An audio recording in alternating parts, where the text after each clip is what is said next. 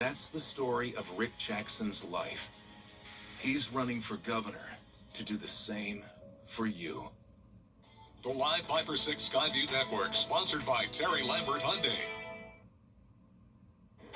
Right now on this Channel 6 at 6, tragedy striking the Richmond County Sheriff's Office. How deputies are coping with the losses as your news at 6 starts now. Live from Television Park, this is WJBF News Channel 6 at 6. Hello, everybody. I'm Brad Means. Thanks for joining us. Jenny is off tonight. Coverage you can count on begins with the Richmond County Sheriff's Office working to support its own after losing 2 members of the department in separate incidents. You know, deputies are used to responding when other families face tragedy, but now they're dealing with it. Jartavius Edmonds spoke with Sheriff Eugene Brantley about how his team is coping and who these 2 men were beyond the badge. Jartavius? Deputy Jailer Michael Davis died Wednesday after a medical episode, and Deputy Philip Watson Jr. died in an off-duty car crash. Brantley knew both men for years. He says their deaths has forced the department to grieve while still showing up for the community. The last time I saw Davis was, I think, in one of his briefings. The last time I saw Watson was Sunday at the memorial service at the museum. You never know when, maybe last time to speak to them or shake their hand. So it's always important.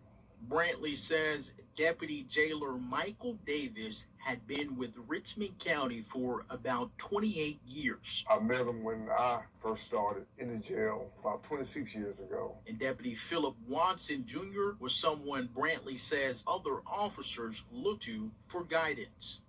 They just spoke of how much he was instrumental in their growth as officers. But for Brantley, one of the hardest moments came after he left the crash scene and went to the hospital. To see the kids laying there just watching cartoons and not really knowing that they will never see their parent again. At that moment was when it really just kind of hit me. Deputies here are used to showing up when someone else is facing one of the worst days of their life. But this week, they're the ones dealing with loss while still showing up to serve the community. Brantley says the sheriff's office is also working with both families as they deal with what comes next. And make sure that, whatever we have to do or need to do, we're prepared to do that to make sure everything is as smooth for them as possible. And when the uniforms, the crash scenes, and titles are stripped away, Brantley says he hopes people remember something much simpler about the 2 men. 2 people who cared. They were loving people. If you have an opportunity, if you have kids, if you have someone you care about, just make sure you take an opportunity to tell them, how much you love them, because tomorrow's not promised, the next hour's not promised, and you don't want to lose an opportunity to speak to them and tell them how you feel. Brantley says funeral arrangements have not yet been finalized. Brad? Hey, Jartavius, thanks. Rough going for the sheriff's office these days, for sure.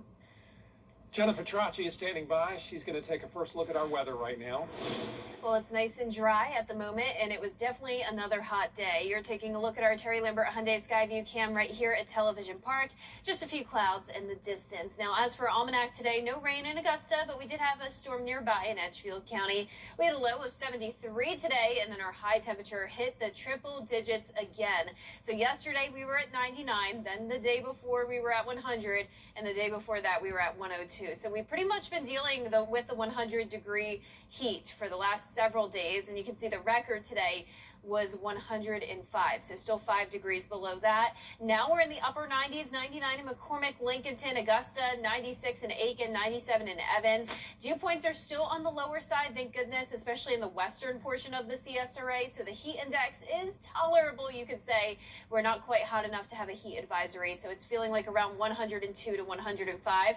The winds are starting to come out of the southeast, though, and that's going to make it feel more humid tomorrow, even though the temperatures are going down a bit. Here's a look at the rest of your your evening will be in the upper 80s by 9 p.m., staying dry. I'll have more details on your forecast coming up. But back to you, Brad. Yeah, these temps are too hot for many to handle. They pose a health risk to people, so you can imagine that they're tough for pets as well. Kim Vickers, live now from North Augusta with that coverage. Kim.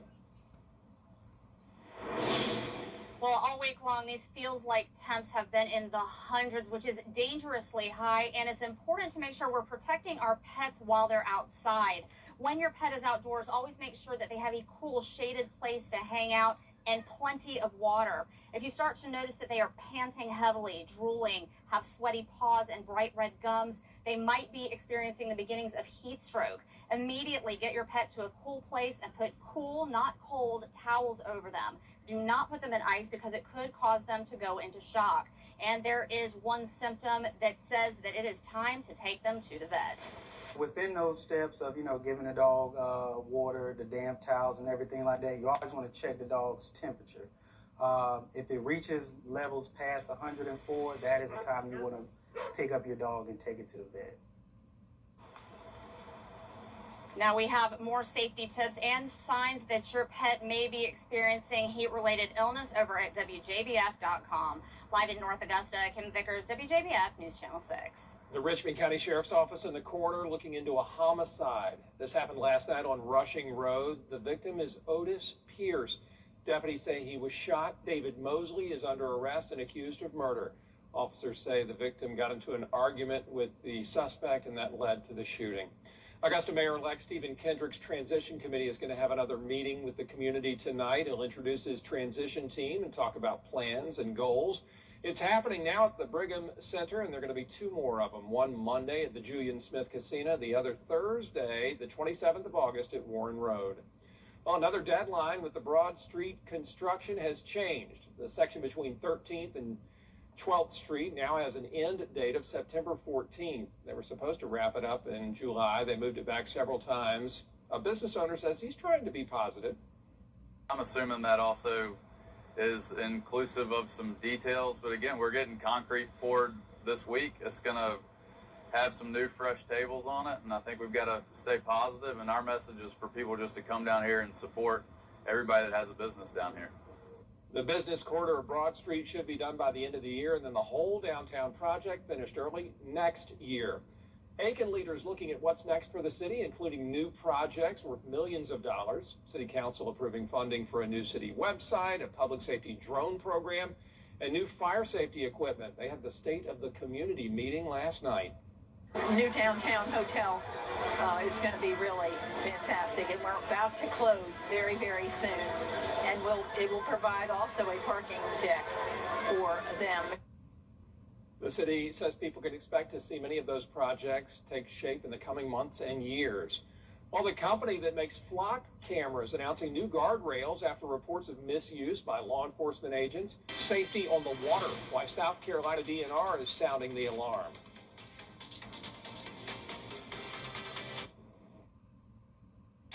Next, E.T. The stars step out in Nashville to celebrate Dolly Parton. Then, only we're in Dallas with Dr. Phil and White Robin for an exclusive home tour. Plus, his relationship with Oprah today. Next, E.T. Tonight at 7:30 on News Channel 6.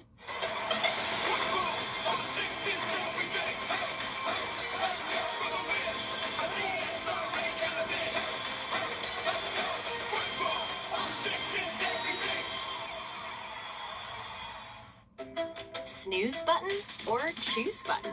Mix and match 2 for $5 and choose from your favorites, like a sausage McMuffin with egg and sausage, egg, and cheese McGriddles. Or get the $5 sausage McMuffin with egg extra value meal. Ba-da-ba-ba-ba. I'm often asked, how'd you become the largest injury firm in the world?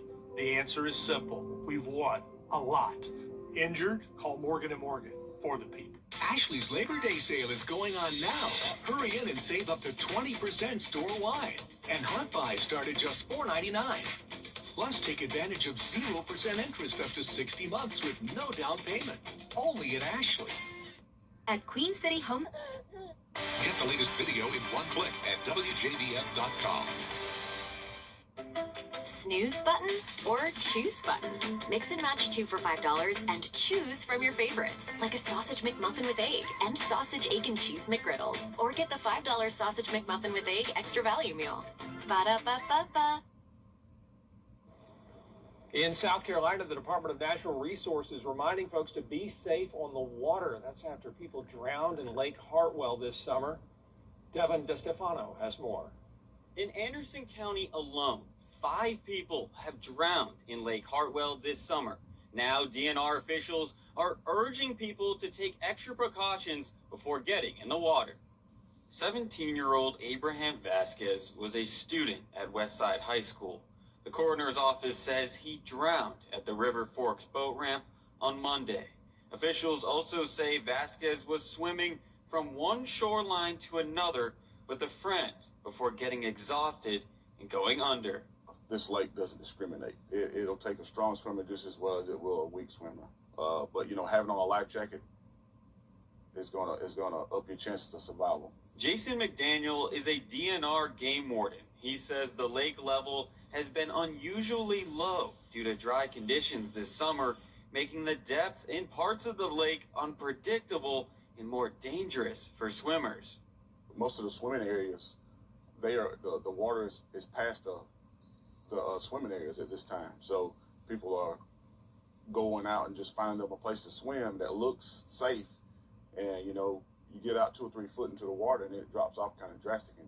The low water level puts boaters at risk as well. Ever since the lake has dropped, there's obstructions now that are not marked, not usually there. 8 foot is a pretty good depth change when you go from, you know, not seeing something in the water until, you know, you pull up, next thing you know, you're on top of a rock or a shoal or a tree. McDaniel's message is simple. Just think about safety. Safety comes first. It will save your life in the long run. And if you need a life jacket, DNR has them available at most boat ramps. Just borrow one for the day and return it when you're done. And a sad ending to tell you about for the search for a missing boater in Horry County, South Carolina. The boater disappeared yesterday after his boat hit a log in a river. He wasn't wearing a life vest, they say, and a dive team found his body. My division chief of training took our other large drone that can operate even longer periods of time to the scene, met with their command post, and began searching alongside. And then they were able to get a really good location. They thought what could possibly be an underwater victim for recovery. They were correct on that. They were able to rescue another person in that accident, and they're in the hospital, SCDNR says. In fact, that person just did get out today. An important programming note to tell you, News Channel 6 is going to air the Carolina Panthers at Jacksonville Jaguars preseason football game. That's tomorrow night at 7:30, so it means Celebrity Jeopardy is going to be on Saturday morning at 3. That's 3 a.m. Saturday, Jeopardy fans. 2020 is going to be on Saturday afternoon at 1 p.m. Our chief meteorologist, Jennifer Petracci, back with us now. Well, Brad, it's a quiet Thursday night, but we will have some showers and storms moving in tomorrow, and some of those could be strong to severe. We'll also be watching for some localized flooding, but all of this is followed by cooler and drier air taking over. I'll have more details when we return. You are more than your car rental. Swing by Bojangles and get 2 sausage and egg biscuits for $5. The Greater Augusta FCA Coaches Appreciation Banquet is on Thursday, November 12th. This year, welcoming our guest speaker, 4-time NBA All-Star Mark Price. Seating is limited. Reserve your table today. In case we haven't met, I'm attorney Chris Hudson. I represent people who have been hurt. It's what I do every day. I've seen accidents devastate families, but I can help. Injured? Call me, Chris Hudson. From here, for you. Swing by Bojangles and get 2 sausage and egg biscuits for $5. Double the protein and the flavor. Order in the app or head to Bojangles today. It's bow time. Now, Your most accurate forecast with WJBF Live Viper 6. Welcome back. We've been dealing with the 100-degree heat for the past 4 days now, but luckily it does come with beautiful blue skies. This is our Terry Limbert Hyundai Skyview cam up at Soap Creek Marina, where we're sitting at 99 degrees, still feeling like 102. Now, luckily the heat index is only 3 degrees higher than the actual temperature, and that's because humidity is still around 30%.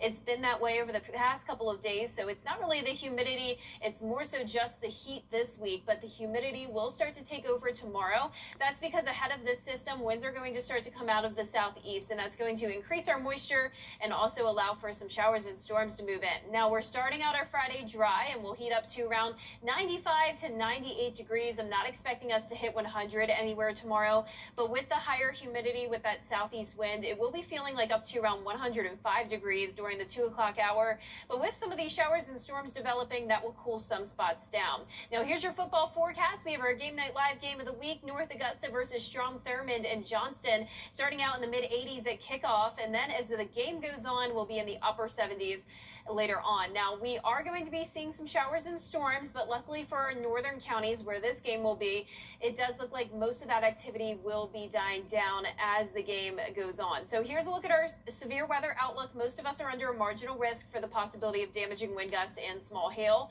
We also have a marginal risk of excessive rainfall with minor flooding possible and a slightly higher threat for parts of Aiken, Edgefield, and Saluda counties. So here's our future cast. Once again, starting out Friday dry, then once we get into the afternoon, some pop-up showers and storms, and within those cells, that's where we could have some damaging wind gusts and hail. So by the time the games are starting off tomorrow, we could have our best chance at seeing some rain, but then most of that activity will be focused in the southern portion of the CSRA by around 9 o'clock. So like I mentioned, for the game up in Johnston, it does look like we'll have some lingering light showers around, but most of that thunderstorm activity will be further south, and some of that activity will linger past midnight into early Saturday morning. So here's a look at our future cast. That cold front passes by on Friday. Then behind this front, we'll have that drier air taking over. Still some lingering storms possible in our southern counties on Saturday, but most of the weekend will be dry, and Sunday looks fantastic with dew points falling back down to the 60s on Sunday and Monday. So that means we are getting a little bit of heat relief. It won't be quite as bad. We'll have those highs in the low to mid 90s early next week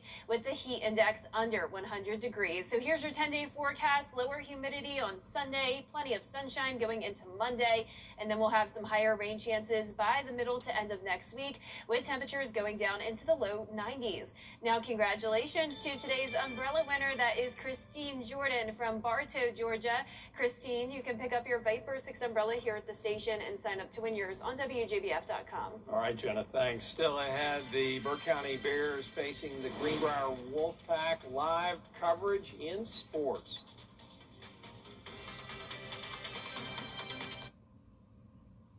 Find the best in clothing.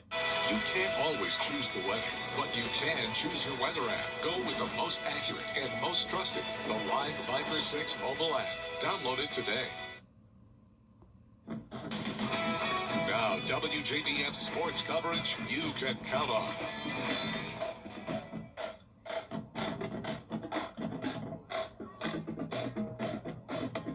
And welcome to Greenbrier High School. It's the season opener against the Burke County Bears. There's already excitement in the air. You can probably hear the band going on right now behind me. This game did get moved up a day early due to inclement weather, but these teams, regardless, are ready to go, even if it is a day early. Now, the Bears have jumped from Class 2A to 3A this season. They're heading into the year as the 7th-ranked team in Class 3A. They're coming off that 11-3 record from last season. On the other hand, the Greenbrier Wolfpack making that jump from 5A to 6A. They're coming off a 2-8 campaign. Head coach Franklin Stevens knows it'll be a challenge, of course, to open up a season against a non-region opponent, but he feels that they're up for the challenge. We got to go out and win, and our goal is to try to win every game that we go out and play. That's our number one goal. But we want to make sure that each week our guys are getting better, and that's what it is. It's about growing and developing your kids, and it's kind of worked for us the last couple of years. And it's important that, we want to win. I get it, the fans want us to win, but we got to make sure that we're growing our guys and developing them the right way so that once we get to the playoffs, that we're ready to go. Now that kickoff is set for 7:30 p.m. We'll have those highlights later on tonight at 11. Now, as a reminder, there are some other games that got moved to tonight. That it's Wagner Sally at Great Falls, Barnwell at Buford, Abbeville at Saluda, Denmark Olar at Blackville, Hilda, Lakeside at Aiken. We will have those Aiken highlights for you at 11. Now, as a reminder, do not forget to cast your vote for our weekly pick and poll to tell us who you think will win this week's Game Night Live matchup between North Augusta and Strom Thurmond. You can cast your vote now to see if your prediction actually matches the final score, and you can find that poll under the sports tab. Now, the season is officially here, believe it or not. It came a day early for some of these schools, including, of course, this game that I'm at right now, but we will have those highlights later on tonight at 11, and if you missed those, don't forget to tune in to our Football Friday Night Show at 11:35 p.m. But for now, reporting live at Greenbrier High School, Gianna Cefalu, WJBF News Channel 6 Sports. Terry Lambert here from Terry Lambert Hyundai. Get the latest weather data in real time throughout the entire CSRA. Count on the Line Viper 6 Neighborhood Network, powered by Tempest. Here is one more look at our 10-day forecast. We'll have a high of 96 tomorrow. It will feel more humid with that heat index up to 105 and also a 60% chance of showers and storms. Then some cooler and drier air moving in. Notice the overnight lows dropping into the upper 60s for a change, and then we'll have the lower humidity, some sunshine Sunday and Monday. And then as the week goes on, we'll have some more rain chances and cooler temperatures even more so by the following weekend. Waffle House is testing what could become new menu items right now. Look at that. The popular food chain is testing tacos at 45 locations across Atlanta for a limited time. Customers can choose between 4 breakfast taco options: bacon, sausage, chicken sausage, or ham. All come with egg and cheese. They're also offering lunch and dinner tacos, patty melt, chicken melt, and cheese steak melt. Yes, to all of them. Yeah. Yes. I'm loving this idea. I Me love too. a breakfast taco. I do too. But what's standing out to me in this image is the fact that the hash browns are plain. There's no cheese, there's no onion, there's no mushrooms. I need them smothered, covered, scattered. See, they're plain. That's how you roll, though, with all the fixins on them. Yeah. Do you like them plain? Yeah, just straight up ketchup. Oh. Absolutely. I don't like ketchup at all. Let the potato shine through. But your way is good too, Jenna, and we love Waffle House. Have a great night.